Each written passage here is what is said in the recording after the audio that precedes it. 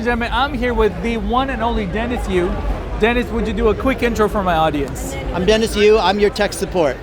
I love it. I'm a search engine engineer. I built the analytics at Yahoo 20 years ago, and we're here at TNC with all these other digital marketers. Dennis, I deal with a lot of people that are just starting agencies. They're just trying to grow and scale.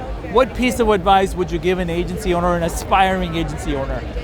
Choose a niche, and then make sure you can deliver against that niche, because when you do a really good job, the game is retention and LTV instead of acquisition. The biggest problem I see with agencies is they think the game is about acquisition. It absolutely is not.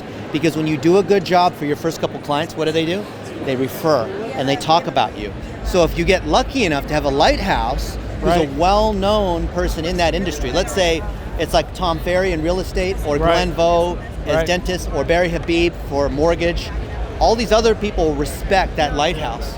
So do everything you can to do good work for that lighthouse. If you don't know who that lighthouse is, find another agency to partner with so you can do great work. And that way, if you're a new agency, you don't have the catch-22 of trying to get your name out there, trying to claim you can deliver, trying to sell, and trying to be able to fulfill at the same time, which is really hard to do. I agree. So you're talking about like a white label provider or something like that? You don't even have to white label it, because just find an agency. When you're working with whoever that lighthouse is, for example, Glenn Vo is a good friend of mine. He's a dentist. He's got 40,000 dentists that follow him. Wow. Because we help him with his digital marketing, all these other people already know that we're working with Glenn Vo. Now, I don't know anything about cutting teeth or gums or cosmetic dentist or... You sure? I don't know. I have like a decent smile.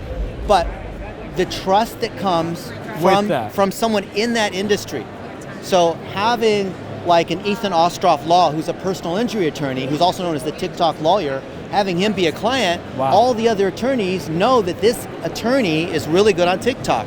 They're just going to automatically sign up. How much more power is it to have someone in that niche as your representative than you trying to talk about how good you are? That's amazing. That is the best piece of advice I've ever got. See, okay, one more question. But you're not going to implement that, so that's why I'm not worried about telling you about it. 99% of you guys are not going to do anything about that.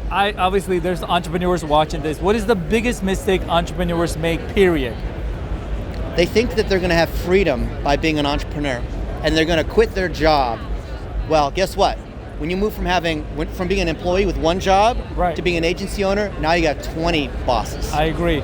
So recently in one of your organic posts, you said about partnerships. I said it was the last question, but I just love that a lot. Yeah. You said instead of owning 100% of one thing, own a little bit of so many things. So I thought it was so profound, Dennis. Yeah. Like, I got to give you a hug for that. So how would you explain that to these people? They're like you own so many companies. I don't even know how many. So how did you come up with that realization that that's a better move? I realized I'm a digital pimp. And it's way better when you're a pimp.